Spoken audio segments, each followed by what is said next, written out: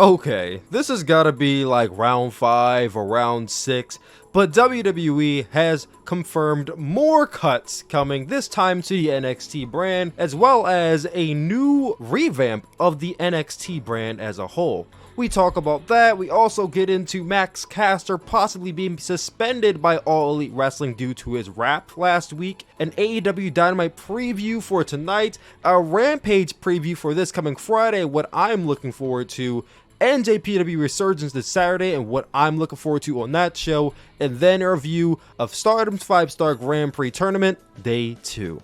This is the 60th edition of the Chill Spill Podcast. The S is silent, by the way.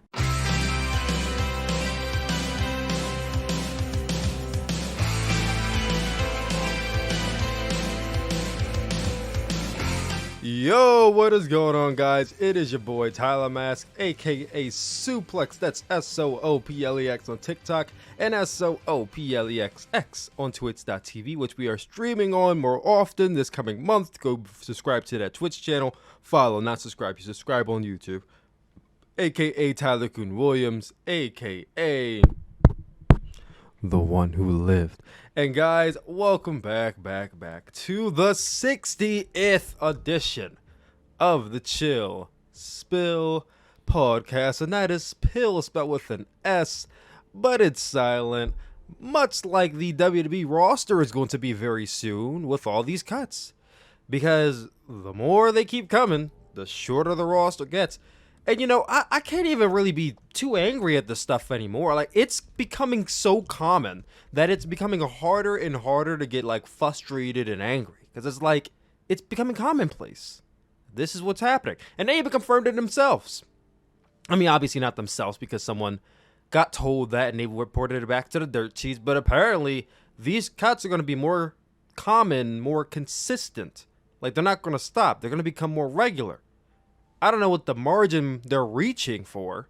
I don't know what they're trying to cap at as far as prices, like what they're trying to reach, like $10 million, $50 million. Like, I don't know what they're trying to reach in terms of cuts, but it seems like they're not done. And they're going to keep going and going and going. And this week, we got more cuts to talk about. Now, these cuts happened last week, but I figured I'd wait until the Chill Spill Podcast because I can't. At this point, I feel like I really shouldn't even have to make emergency episodes of the Chill Spill Podcast, which I did like 2 or 3 times already. And this is like the 6th one. So, this round is just NXT cuts. No main roster cuts as far as I know, or I should say yet. But let's go down the list. We had 13 people cut from NXT last week. The first of which being Denzel Dejournette, otherwise known as Desmond Troy. He's a guy who has been with WWE for about 2 years, I believe, signed back in 2019. I distinctly remember this guy on the very first episode of NXT. It was either the first episode or the second episode of NXT on the USA Network, the 2-hour episode of NXT on the USA Network. I think it was, like I said, the first or the second episode. And he had a very unique character. He was like this grooving, dancing guy, but he was jobbed out. I think he lost to Pete Dunne on that episode or something like that. If I go to Cage Match, I probably could tell you who it was too. But he lost on that episode. And I don't feel like I remember seeing him ever since that episode. And I always wondered because, like, I thought his character was fun. I thought he as a wrestler, like, even though he jobbed out, I thought he had potential. But I never saw him again. Now, mind you, I probably never saw him again because I don't watch NXT like that. But I don't really remember hearing about Desmond Troy. Like, this is my first time seeing the name Desmond Troy. So I'm like, all right. He's one of those guys where they just kind of cut him because it's like, we don't have plans for him. And that's probably the case. So I'm sure he'll do well somewhere else. I really can't say, oh, he's AEW bound. Like, I don't know what he's capable of because I only seen him one time. And this is going to be the case with a lot of the guys on this list. These are not, there's a few big NXT names on here. Like, let me say mid-size and maybe one big NXT name on here. The rest of them are really guys who you barely saw or never saw. Like the next guy, Stephen Smith. A name I'm unfamiliar with. I've never saw him before. He got cut. Giant Zangier. Now, when I hear the name Giant Zangier, I immediately think of one of the guys from the NXT, well, not NXT, the WWE Superstar Spectacle show. You guys remember that India show they had earlier in the year? WWE Super, I'm going to look it up real quick. Superstar, because I feel like he was on that show. WWE Superstar Spectacle. Give me 1 second. Giant Zangier. Yeah, Giant Zangier was in that match, and he was with Dalshir Shanky. Now, Dalshir Shanky, I believe, is actually paired off with Jinder Mahal as somebody else. I think his name was repackaged as, Shanky? Yeah, just Shanky. So, he was the shorter hair guy. He got cut. I'm actually kind of shocked by that, given who he is and how tall he is. But he got cut. His match in the Superstar Spectacle was not very good. His showcase was not very good. So it's like, I don't really think this is a loss, but I hope he gets work. Zechariah Smith. Another name I can't tell you a single thing about. So I wish the best for him. Now, these rest of these names I can tell you about. The first being Kona Reeves. So this guy's been in NXT for like many years. Like, he's been down there, I would say probably since 2017 is when I first heard his name. Because you guys know, I've been watching NXT consistently. I don't watch it anymore. But when I started watching NXT consistently, it was in 2014. So I saw a lot of guys come in NXT and graduate to the main roster. I saw a lot of them. A lot of them. Even the ones you see today, like Charlotte, Becky. I saw their runs in NXT before they went to Raw and SmackDown and made their names. So many of them. Kona Reeves is a guy who's been down NXT for multiple years. And he's kind of struggled because it's like, I can't say he was a good or great wrestler because I feel like I didn't see him enough times, as well as I did previous guys on this list so far. But he was a guy who I felt like they kept on trying to find something with. Because I've seen him like at least like a couple times or a handful of times where he had one gimmick that I didn't see him for like a few months. Came back, another gimmick, didn't see him for a few months. He had a new gimmick, which I remember they promoted him on NXT like quite some time. And this was during their initial run on the USA Network in like 2019. I think the end of 2019, maybe early 2020. We're building up Kona Reeves. And then he made his debut. I think he either won. And then like the next match, he lost. Then he lost the match after that. Then he lost the match after that. And then they just stopped showing him. Like, he never got a fair shot. Now, I don't know if he never got a fair shot because he wasn't good or because he wasn't good on the mic, but he really did not ever get a fair shot, which sucks on his end. But having that name value, saying you've been in the NXT roster for a few years, that could probably leverage him in getting some, indie bookings and being able to price himself a bit higher. So, hey, not too bad, but like I said, like a lot of the guys didn't get a fair shot. Ari Sterling, otherwise known on the indie scene as Alex Zane, is a guy who I personally favored going into his NXT debut because I knew of Alex Zane before he came to NXT. The first I seen of Alex Zane was GCW Backyard Wrestling 2, which was, I want to say, was it 2020 or was it 2019? I want to say it may have been 2020. I think it was 2020. It was 2020. So when I saw him, it was the GCW Backyard Wrestling 2020 show when he hit like this leaping 630 splash outside of the ring through a table onto Tony Deppen, who's a really cool wrestler who I think is signed to Ring of Honor now, so I'm happy for him. But that move got trending on Twitter and it went viral, and a lot of people knew who he was from that spot. And from there, he actually took off on the indie scene, got booked a lot more. You saw him competing in competitive matches. He was basically like, I don't want to say the comparison to Ricochet, because like he would do like really crazy shit like Ricochet would, but he wasn't as fast as Ricochet. Like, that's the thing about Alex Zane, and this is not a criticism. This is just my observation of him.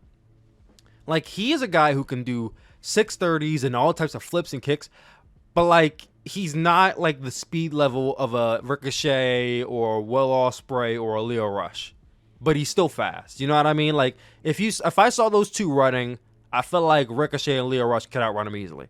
But he's still like very, very, very good. Like, Very good.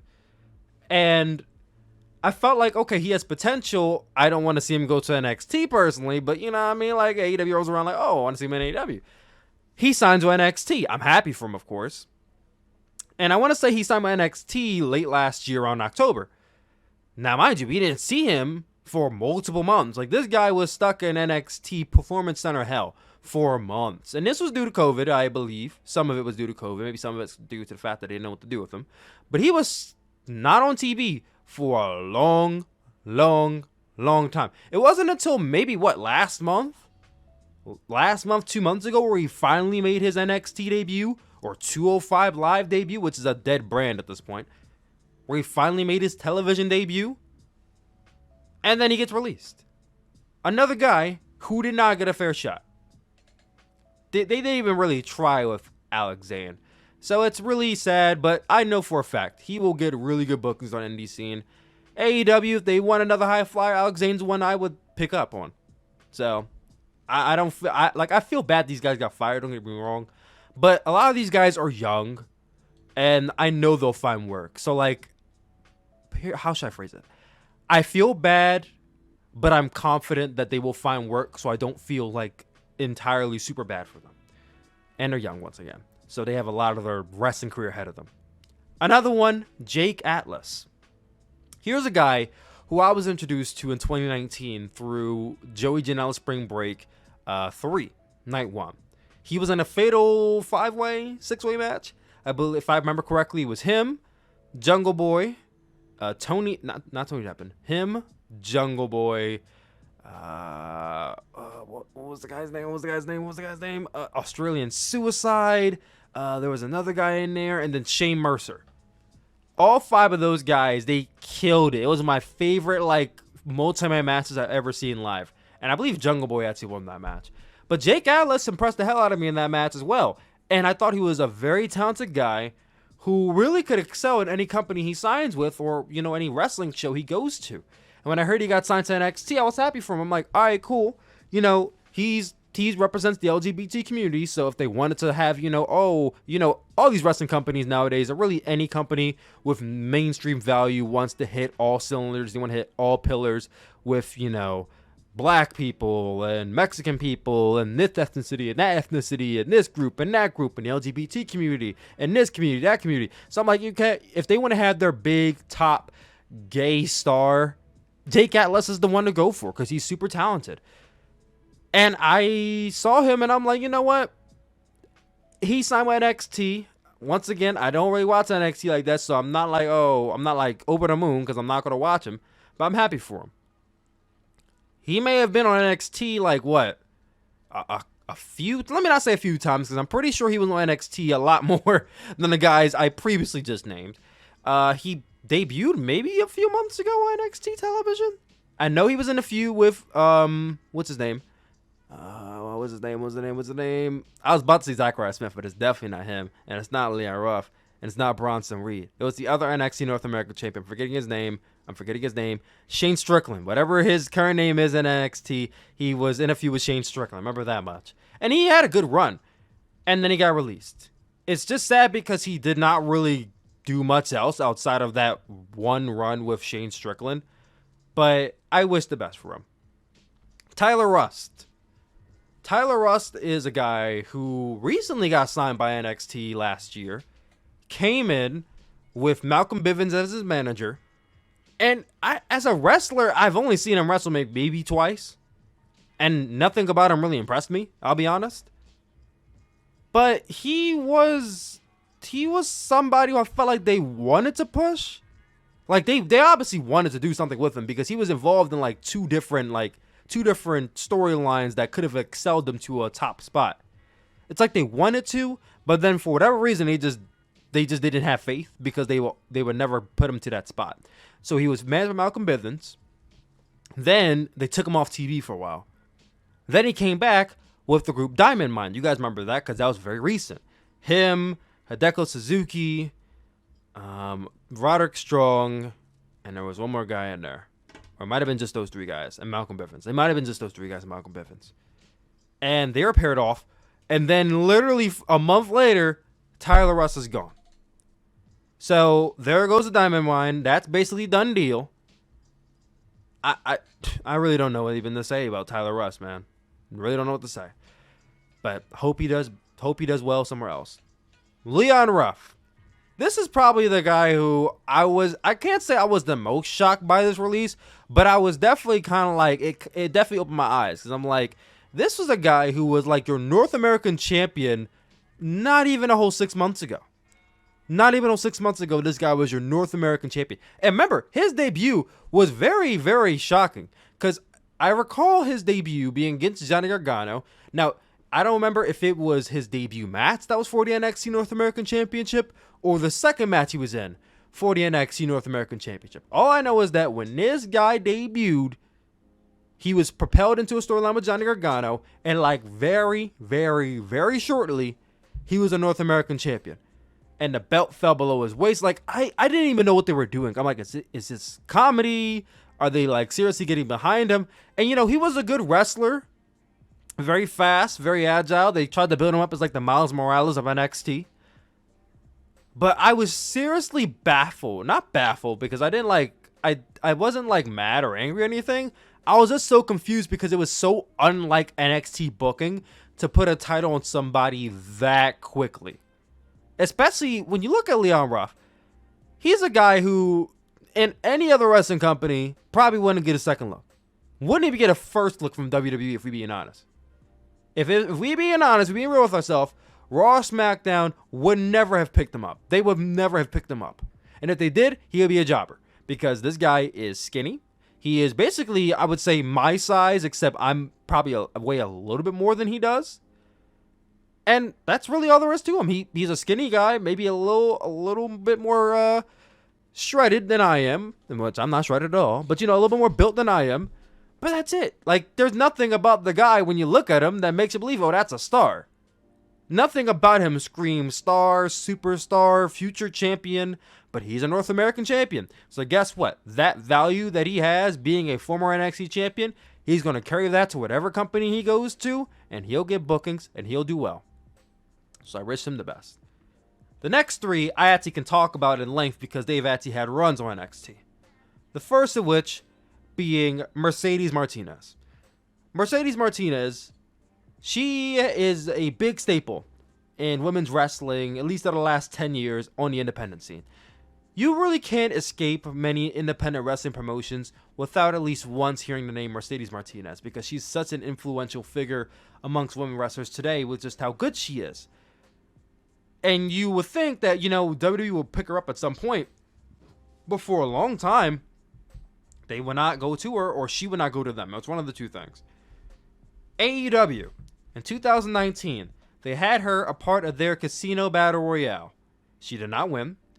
And then about 2 months later, NXT signed her. Shockingly, NXT wants her right after she was just on AEW. It's funny how that works once again. But they sign her. She comes in, I would say late 2019, and she makes a good impact. You know, she's running through the roster. She's having good matches. She's having a feud with Rhea Ripley for a little bit, feuding for the NXT Women's Championship. She never won it. But she had some feuds here and there, and then came the atrocious debut on the main roster as the Retribution faction. Her and Dominic Dijakovic, Shane Thorne. What's the other guy's name? See, this tells you just how much I pay attention to this company because I don't even know some of these guys' names. Black guy, long dreads. I forgot his name, honestly, but he was really cool. And Mustafa Ali.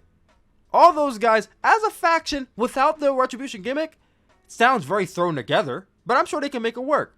But the Retribution gimmick, oh my god, it was terrible.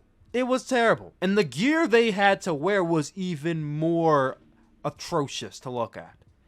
They did her no favors. She made her debut with the faction in the debut promo, and then we never saw her again. She got out of there.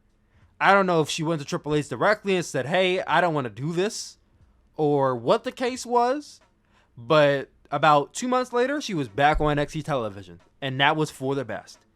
She saw the writing on the wall, and at the end of the day, Retribution isn't even a thing anymore. So that was for the best. But she goes back to NXT, goes after the women's championship, loses, has a few feuds here and there, has a few matches here and there, and then she gets released. So I can't say that her run NXT was like not really successful, even though she never won a championship, because she did get some good matches in there, some good feuds in there. It was just that her run was very short. Like, she didn't even last the whole year on NXT. She just had a short run, not a bad run. Put it that way. Mercedes Martinez is up there in age, so I'm not saying that, oh, no one will ever sign her or anything. But, maybe not every company's in a hurry, because, she's not 24 years old or anything. But she has a lot of value. She could bring wrestling to just about any company. And if I'm AEW, I'm picking Mercedes Martinez up in 30 days. Because remember, NXT contracts are not under 90-day no-competes. They're under 30 days. So I'm picking Mercedes up in September, if I'm them. They need some more women. Especially with that that second show, Rampage, they could use her. Next one on this list is Bobby Fish. Bobby Fish is probably the most accomplished on this entire list. Debuting alongside Kyle O'Reilly at NXT TakeOver Brooklyn. People were calling them Red Dragon as their former tag team name. Then later on in that show, we saw the debut of Adam Cole with Kyle O'Reilly and Bobby Fish. And they paired off as the Undisputed Era. And the Undisputed Era was a main staple NXT for basically 3 years. For 3 straight years, Undisputed Era ran NXT. They won every championship. At one point, they held every championship. Adam Cole was the NXT champion. Roderick Strong, North American champion. Undisputed Era. I just said their names. Bobby Fish, Kyle O'Reilly, tag team champions. Did the whole 4 horsemen. Everybody holds a championship type deal. They all had great matches. All had great factions. Bobby Fish had a really good run. The only thing is that he never had a singles run. But here's the thing about Bobby Fish. And why I'm not really shocked that he got released. He was very injury prone. Even though he was in NXT for 4 years, which is a pretty lengthy period of time to be in NXT, he was injured like at least 3 different points of time in his run. He was injured for I'm going to say maybe 35% of his run he was injured. Like that's a lot of time he spent out of the ring. A lot of time where he was not there. You knew he was Kyle O'Reilly's tag team partner, but that's really the extent of it. Like, people knew how great Kyle O'Reilly was, and people knew how great Bobby Fish was, but the thing was, Kyle O'Reilly didn't get hurt every week. So it's like people kind of had more investment in Kyle O'Reilly because he actually had singles matches here and there when Bobby Fish was out. And then when they broke up, Undisputed Era broke up, Kyle O'Reilly, he's still doing his thing by himself. Adam Cole, you always knew he was going to do his thing by himself. Roderick Strong, I feel like Diamond Mine, I don't know what's going on with them. I would like to assume he's doing okay. Bobby Fish, he wasn't even there when they broke up. I think he was hurt when they broke up. So he didn't come back until like maybe a month or 2 after they officially broke up. Then he had a match with Roderick Strong. He had a couple matches here and there, and then he was released. So it's like he had a good run as the NXT champion. He had a good run with his faction. But like he was never going to be a top single star. If he went to Raw or SmackDown without Kyle O'Reilly's tag team, he would have been a dead duck. Like this was probably the best thing that could have happened for him after the Undisputed Era broke up. And I'm not saying, oh, I'm glad he got fired or anything. But like I don't see him excelling on the NXT roster without Kyle O'Reilly, Roderick Strong, Adam Cole. Unless he was going to join the Diamond Mine, which probably would have been ideal for him. What would you have done with Bobby Fish? Honestly, what would you have done with Bobby Fish?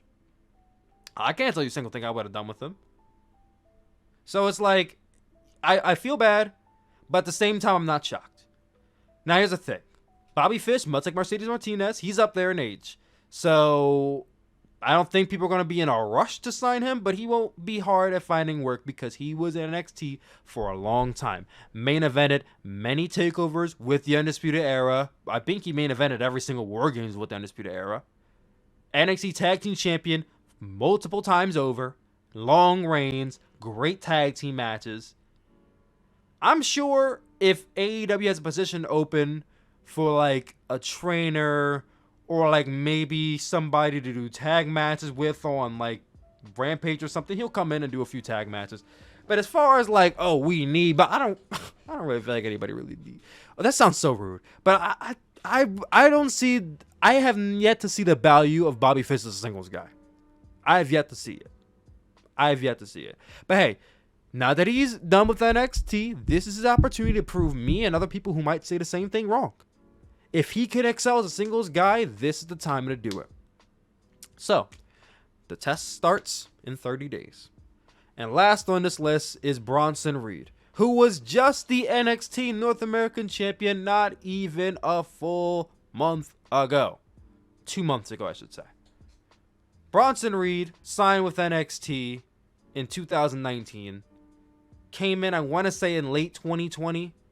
Had a good run. You know, he ran amok. He had a lot of good matches in there. I can't really say what all his key feuds were because, you know, at this point in time, I really wasn't watching NXT. But, you know, the guy really was a different breed on that brand. There's not too many bigger guys in NXT. So he stood out. He moved much better than a lot of the bigger guys you see nowadays in wrestling. Like, Bronson Reed was a guy who they could have really got behind, and he could have been NXT champion. And success enough is winning the North American Championship. But then he got released like a month later. That's the part that really confuses me, is that this guy was just your North American champion, and you released him. So did you not see the value in him at all? Or was he just costing you too much? And I highly thought he's costing you too much because I hear NXT wages aren't even really that high. Like, I'm sure there's some guys in NXT, I probably make more money than them in a year. Like, our wages, I probably make more money than some of the guys in NXT. I'm not flexing on them. I'm not trying to be like, oh, they got low wages. I'm just saying, some of the guys down there, they're not making as much money as you think they are. So it's like some of these people getting cut. It's like, are you really cutting costs by letting go of some of these guys? I don't really feel like they are, but hey, that's me. They do have a lot of guys on the NXT roster, so. That being said, that is all the releases for NXT. I would say the really only big losses they're taking would be Bronson Reed, Mercedes Martinez. You know, I think that Jake Atlas, Ari Sterling, Tyler, Leon Ruff, those guys, they are losses, but they're people who did not get runs. So it's like, you didn't really lose much if you really didn't know what they were capable of in the first place. We will know which we lost. They'll know what they lost when you make a successful run outside of NXT. But the guys like Bobby Fish, who had a great run, and Mercedes Martinez, who had a good run, and Bronson Reed, who had a really good short run, those guys you're missing out on. But that's your own fault. But here's the part that's really infuriating to hear. So after all those NXT cuts, we get more news on it. So according to Dave Meltzer, the recent round of WWE NXT cuts were made by Vince McMahon, Bruce Pritchard, and John Laurinaitis, with more coming to the brand. So, Triple H, who basically made the bed that NXT resides on, built the house that NXT lives in, and pays the bills on that NXT house, Vince McMahon came in and just evicted most of the people who live there just because he can. Triple H had nothing to do, allegedly, nothing to do with the people who got cut here. I can't imagine how infuriating that must be. This guy from the ground up takes these guys in, puts them under his wing, guides them, teaches them things maybe they never knew, hones their craft, pushes these guys, makes them his talent, his projects. Only for Vince McMahon to come in, steal them for the main roster where they get treated like ass, or fire them. Like, talk about a whole invasion of trust between Vince and Triple H. It's got to be infuriating. And I saw memes online saying Paul Levesque is all elite. You know what? I don't think for a single second that he would ever leave and join AEW. But if I'm Triple H, I'm not so sure that I'm not. I'm not so sure about, like, if you my boss and you have that little trust of what I'm doing, what am I doing here? What am I doing here? I think Triple H should have a real conversation with Vince McMahon about this kind of stuff. Because this is just not a good look for the NXT brand. And it don't look a good look for Triple H either. Like, Triple H is the granddaddy of NXT. He is the dad of NXT. But every week that goes by, when these guys get released and more talent go up to main roster and get treated like garbage, it's just a bad look on Vince's end. Yes, absolutely. But then it just reflects on Triple H. Because he is the one who runs operations. It just looks like Vince does not trust him. And then, this is the best part. The following words were used by a respected source on Dave Meltzer's end to describe NXT in the coming future. And the respected source said to Dave Meltzer, the wording is, no more midgets, no one starting in their 30s, and people who can be box office attractions and main characters. So, when I hear the word no more midgets, I almost laughed. Because to WWE, if you are below 6 feet, you're fucking short. It's like WWE is just made up of women, apparently. But to WWE, everyone is short if they're not 6'3" and like 275 pounds. So when I hear no more midgets, I say to myself, well, damn, who on the NXT brand is not a fucking midget? You know what I mean? Like, there aren't too many tall, buff guys on the NXT brand. Can you name me some off the top of your head? The one I was going to say was Bronson Reed, but he's gone, so you can't say Bronson Reed. Who can you name for me really would be the vision that Vince McMahon sees? Who can you name for me on NXT brand is built like a Drew McIntyre or Roman Reigns? I can't think of one. Johnny ain't it. Tommaso ain't it. What's the guy's name? I keep forgetting his name. Isaiah Swerve Scott. He ain't it. I'm about to say Shane Strickland. Escobar, whatever his name is. He ain't it. LA Knight. He ain't it. Cameron Grimes. He ain't it. Adam Cole. Roderick Strong. Kyle O'Reilly. They ain't it. Pete Dunne. He ain't it. Ilya Dragunov. He ain't it. Volta. He might be tall. He might have the body form, but he don't have the build that Vince is looking for. So he ain't. So who is this? Who is not a midget there? I'm sorry. Who would be that person that looks like Drew or Roman? Because I don't see it. I don't see it. People who watch NXT accept and know that the people on the brand are the people they push. They are the stars. They are what NXT is built and bred on. So to say no more midgets is to basically say we don't really plan on pushing anybody who is on the current NXT roster. Because I'm sorry, unless you're going to stop pushing a Johnny Gargano or a Tommaso Ciampa or Isaiah Swerve Scott or any of the other cruiserweights on your roster, I don't see who else is going to be main eventing these shows. Who's the NXT champion right now? Karrion Kross? But he's on Raw. He's leaving. He's going to Raw soon, where he's going to job out more. So eliminate Karrion Kross, who would have been an option to say, but eliminate Karrion Kross because he's probably going to Raw soon. Who's else is after Karrion Kross? Samoa Joe? Yeah, but then you get into the next quote. No one's starting in their 30s. Samoa Joe, how old is Samoa Joe? Like 40? Samoa Joe's 42. He's technically not what they're looking for. And then you think about the NXT brand. Johnny Gargano, he's in his 30s. Tommaso Ciampa, I know he looks like he might be 40, but he's in his 30s. Volta, in his 30s. Isaiah Swerve Scott, in his 30s. LA Knight, in his 30s. Cameron Grimes, in his 30s. Let me just look at these NXT roster real quick, because I'm not looking directly at it. I'm just naming names. But I'm telling you, bro, I'm looking at this, and I'm like, unless you're going to do a complete overhaul of the NXT roster, I'm not seeing how you're going about what you're saying you're going about. I'm just not seeing it. I'm not seeing it. So let me go to this NXT roster real quick, and let's just run down. Austin Theory, okay, he's young. 20s. Cameron Grimes, probably in his 20s. Dexter Lumis, probably in his 30s. Danny Burch, probably in his 30s. Drake Maverick is in his 30s. James Drake, I think he's in his 30s. Kyle O'Reilly's in his 30s. LA Knight's in his 30s. Nash Carter's 20s. Pete Dunne 20s. Ridge Holland probably in his 30s. Roderick Strong's in his 30s. Timothy Thatcher's in his 30s. Who are they going to have? Unless you're going to do an overhaul of the NXT roster, what are you talking about? What are you talking about?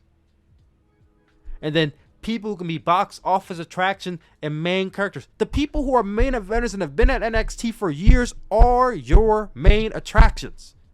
They are your box office draws. Unless, here's the only reason, the only thing I can see from what they're describing to me, unless they are going to take guys from SmackDown and Raw and send some to NXT, I don't really know what they are describing.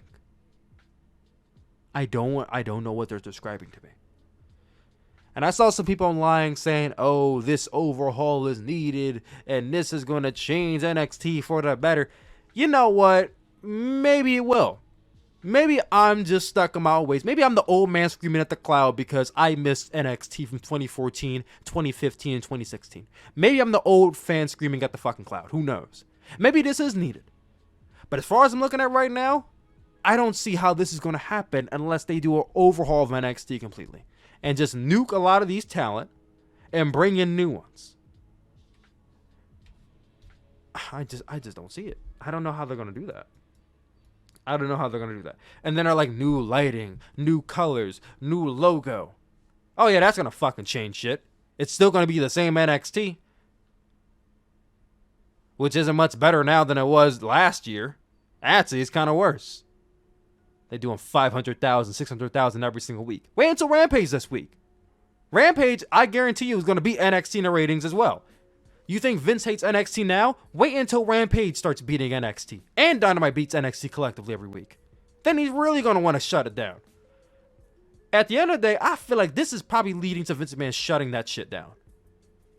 I feel like Vince McMahon resents NXT for at one point in time being the best thing WWE had in terms of fanfare, because at one point in time, people adored NXT more than Raw and SmackDown.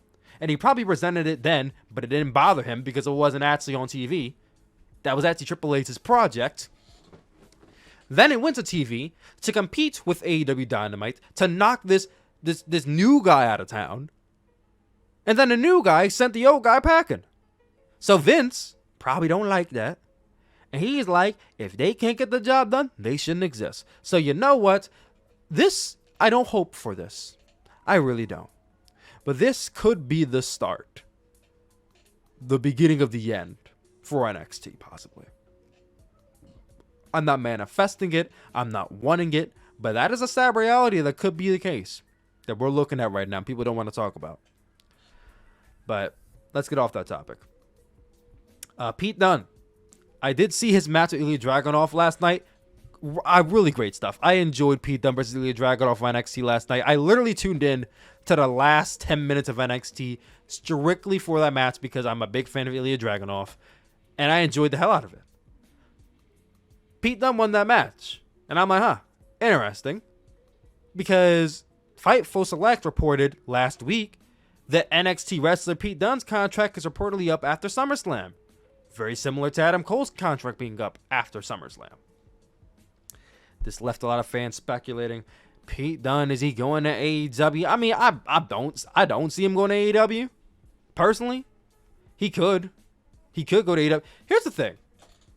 Pete Dunne's style is so incredibly different from anything AEW does that if they wanted to bring Pete Dunne in to diversify the roster, I'm not opposed to that. I like Pete Dunne. At one point in time, I thought Pete Dunne was one of the best wrestlers in the entire world. That was like maybe 3-4 years ago. But I like Pete Dunne a lot. I think Pete Dunne's a great talent. He's not the strongest on promos, but he's definitely strong in the ring. If he were to get signed by AEW, he'll be a good asset. Would he be an AEW champion? I don't know. Maybe. But he's definitely a great asset. Definitely TNT champion. But he's definitely a great asset to any company he does go in. Here's the thing about Pete Dunne, is that right now, Pete Dunne, I would like to think he's technically not a U.S. citizen because he's only been in the state for like 4 years, not 5. I think 5 years, and then you can apply for U.S. citizenship, if I'm correct. Don't quote me. but I'm pretty sure you can apply for U.S. citizenship after 5 years. So he has another year, and I don't know if he gets released, how his visa goes, or what the case may be. But if he has to go back to the UK, NXT basically already bought out the UK, bro. ICW belongs to NXT. Progress Wrestling belongs to NXT. The only wrestling company off the top of my head I could believe that doesn't belong to NXT is RevPro. They're the only one I can think of. Every other wrestling company I know of in the UK, NXT basically has a footing in their company. So he can't really go much anywhere else and get bookings that's not tied down to the company he just got released from. So I feel like the only options he has is in North America or in Japan. I would love to see Pete Dunne in Japan. But Pete Dunne in AEW, that's intriguing. I think if he doesn't go to AEW, I'm not crying about it. But the real question is, do I think he will resign? I think he will. I'd be shocked if Pete Dunne left. I'd be shocked because they treated Pete Dunne very well. They treated Adam Cole very well too. So I can't say that. They treated Pete Dunne since his debut extreme. This guy who was NXT UK champion for like 600, 700 days. A long ass time, a long ass reign as NXT UK champion. Main evented several shows. NXT UK carried that brand. Been on several takeovers. Main evented 2 takeovers, I believe. American ones. Been on Raw a couple times. Now, if he were to go to the main roster, he's dead. That's it. Pete Dunne ain't going to excel on Raw or SmackDown. But if he were to resign with NXT and stay on that brand, he might be fine. He might be fine. But if I'm Pete Dunne, I'm hitting the hay. Because this ain't looking good. For NXT, it ain't looking good for the company. Who in their right mind would want to re-sign with WWE after what they've seen them do in the last calendar year? I wouldn't. But money talks. And if they lobby enough money at Pete Dunne and, pander and cater to his every whim and talk him into it, he probably will re-sign. But time will tell. Max Caster is in the news. Last week on Dark, he had a rap segment, which I talked about on the Chill Spill podcast. Oh, not the Chill Spill podcast, on the YouTube channel. Go check out that video. His rap referenced Simone Biles' mental health, Duke Lacrosse situation, and Julia Hart's private parts.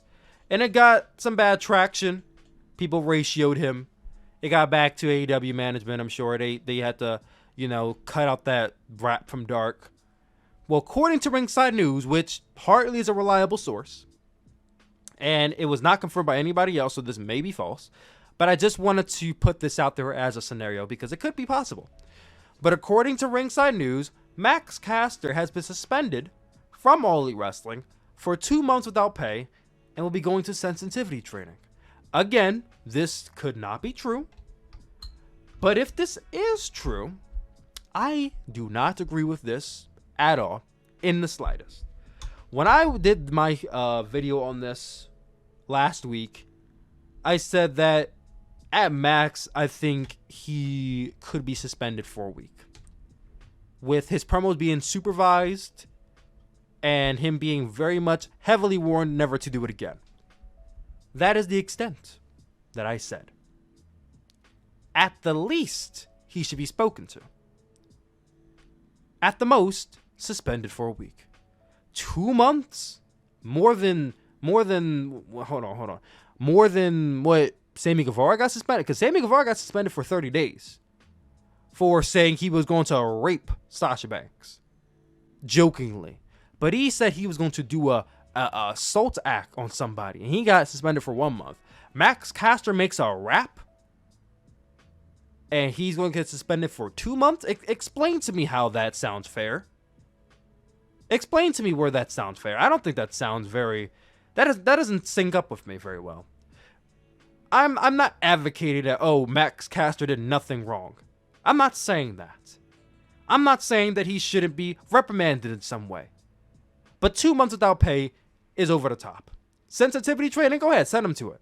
I don't really think he needs it, because at the end of the day he was rapping. I don't think he needs sensitivity training. I'm sure by this point in time he should know, and if he didn't know, then he knows now that words can trigger people.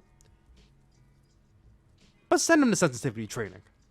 2 months for a rap, that's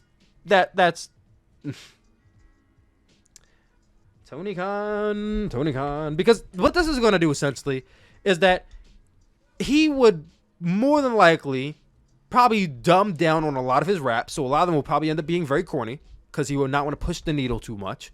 And this will probably scare a lot of the roster away from pushing the needle too much. And yes, I don't think everybody should go out and just say, oh, I wanna F this bitch and all this. Like, no one should go out saying that type of shit. You know what I mean? But I don't think that nobody in the history of ever on any television show at any point in time shouldn't push the needle at least once. Just to get a reaction and see what happens. I don't think that shouldn't happen at all. It should be banned. Just be wary of what you're going to say and who that could trigger. That's all that I ask. 2 months without pay, that's ridiculous. I hope this is false. I really do. But let's get into our Dynamite, Rampage, and NJPW Resurgence previews. So, Dynamite is this coming Wednesday. And by this Wednesday, I mean today. Tonight. Darby Allin will be going one-on-one with Daniel Garcia. That should be really good. I saw a match with Daniel Garcia. He's really good technically in the ring. I mean, not Pete Dunne or, Zack Sabre Jr., but he's really good. I like him. I look forward to this match.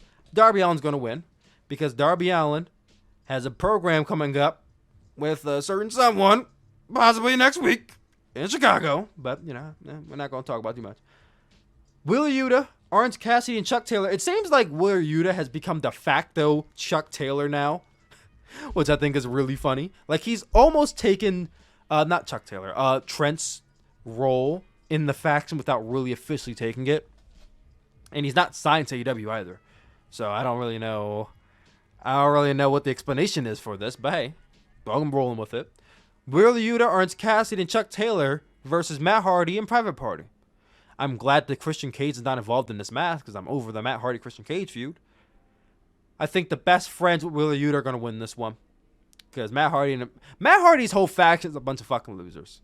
Let's just call a spade a spade. Matt Hardy has a faction, probably to keep him busy. And all of his faction does is lose all the time. I don't remember the last time I seen Private Party win. I don't remember the last time I seen The Blade win. I don't remember the last time I seen The Butcher win. I don't remember the last time I've seen The Bunny win. Like, what? He got 30% of what exactly? These guys that bringing fucking money home, they losing shit. But anyway, Nyla Rose versus Chris Statlander. That should be a really good match. Really good match. I mean, here's what I'm going to say about that. They had a match at Revolution last year, which was bad. But Chris Statlander claimed that she was very, very sick and had the flu during that match, which explains why it was so bad. I feel like they have the potential to have a really good match to shock people. I don't know why. I just have that feeling. But I think Chris Statlander gets a W here. The Good Brothers, Carl Anderson, Doc Gallows, go up against Stu Grayson and Evil Uno for the Impact Tag Team Championships. Just 2 weeks ago, we had a 5-on-5 match between the Elite, the Dark Order, and Hangman Page, where if the Elite win, the Dark Order does not get Tag Team Championship matches. And they lost. The Dark Order lost. So rather than get AEW Tag Team Championship matches, they're getting Impact Wrestling Tag Team Championship matches, which I think is kind of a bit of a slap to the face of people who are paying attention. But hey, that's the way the cookie crumbles. I see the Good Brothers retaining. If they wanted to have Shock Factor on here, yeah, put the titles on Stu Grayson and Evil Uno. At the end of the day, those are Impact's Wrestling Tag Team Championships, so they make the final call who wins. But I wouldn't mind seeing Evil Uno, Stu Grayson win those championships. Have some gold in the Dark Order, because the Dark Order, they're kind of, a floating faction right now without Heyman Page. Giving them a championship will give them something to do, but like I said earlier, this is not AEW's championships, so that's up to Impact. I would want to personally see Stu Grayson and Evil Uno win, but I think the Good Brothers get the retain. And then the last match in here, I don't know what main events to show. This could be it. Kenny Omega and the Young Bucks teaming up as the Core Elite 3-on-3 against Dante Martin and the Sydal Brothers. I feel like this match has happened already. Or some iteration of the Elite versus Dante Martin and somebody else has happened already. Correct me if I'm wrong, but I feel like I have seen this iteration already. This should be really good. It's been a while since we've seen a 3-on-3 match with Kenny Omega and the Bucks. I'm going to go with the Bucks and Kenny to win. And Christian will come out and he will challenge Kenny. And then that will give us the official match at All Out. And that is Dynamite tonight. Rampage is this Friday, the very first AEW Rampage. I did a whole video describing what I want to see in Rampage, which you guys should check out on this YouTube channel. Britt Baker is going one-on-one with Red Velvet for the AEW Women's World Championship. So far, that is the only match confirmed for this show. There's going to be probably 2 more matches on the show because it's a 1-hour show, but that's the only match confirmed, probably the main event. Britt Baker retains. Red Velvet ain't getting it. This has little to no build to it. It's just the championship match to throw on the first ever Rampage. All ears and eyes will be on next week's Rampage. This is more this is a debut episode, but this feels like a buffer episode at the same time. They're saving all the good shit for next week. But I'm curious about how that Rampage is going to go. Reminder, I will be live this Friday. During Rampage and after Rampage. 10 to 12. Tune in. I was going to do a Stardom 5-Star Grand Prix Day 2 review, but I realized I'm running out of time here, so we will do that, a separate video. But we have NJPW Resurgence coming up this Saturday. It's going to be live from the LA Coliseum in Los Angeles, California. And the match card goes as follows, which I actually is a really good match card that I'm excited for. The first time in a long time I could say I'm excited for a New Japan show. On the show, we have Alex Coughlin versus Carl Fredericks. Alex Coughlin is on his gauntlet-style match series, gearing up for a excursion for him. Carl Fredericks technically graduated already, but it really doesn't feel like it because he hasn't really done much. Why? I don't watch this. I don't watch NJPW Strong, so maybe he has, but I don't feel like he's done much from what I've heard. I mean, this should be all right. I think Alex Coughlin is going to take an L here to Carl Fredericks. We have Rocky Romero, Fred Rosser, and Wheeler Yuta going AEW to New Japan. Good for him. Versus Ren Narita, Clark Connors, and TJP. This should be a very underrated match on the show, given the talent in this match, but I'll go with Team Narita to get the W. We have Jon Moxley and a mystery partner versus Doc Gallows and Carl Anderson. Originally, I would have guessed it would have been Shota Umino, but he is stuck in the UK due to restrictions, so it's not him. So now the question is, who is it? I saw some speculation online that it could be Darby Allin. I'm not going to lie. That'd be kind of sick. So just to have the inclusion of Darby Allin in New Japan Pro Wrestling, I'm going to say it's Darby Allin. We have a big, colossal 10-man tag. Yuya Uemura, Fred Yehai, Chris Dickinson, Brody King, and Leo Rush. I think this might be Leo Rush's last wrestling match ever. Versus Royce Isaacs, Jarrell Nelson, Danny Limelight, JR Kratos, and the current NJPW Openweight US Strong, whatever it's called, champion, Tom Lawler.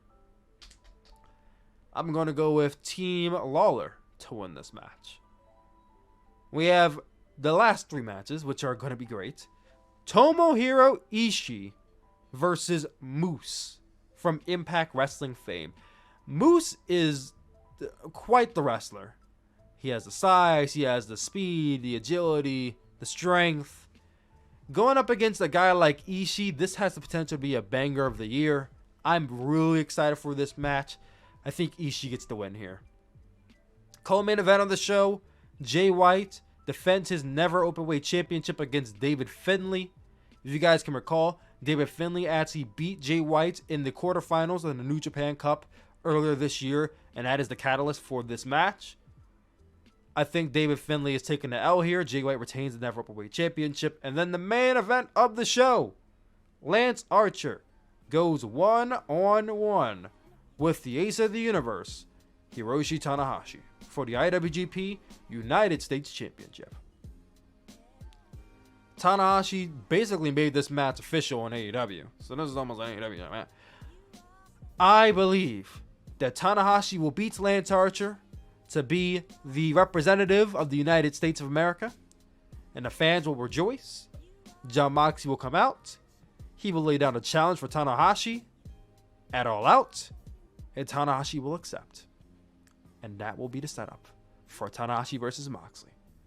And that, guys, was Chills Bill Podcast episode 60. I was going to cover my own version of the AEW draft in this episode, but I figured I would make that its own separate episode, its own separate video, because it's going to be a long one. I don't want to dedicate, like 35, 40 minutes of the podcast to that. But that's its own video. Stardom 5-Star Grand Prix days 2, 3, and 4 will be its own videos, so look out for those.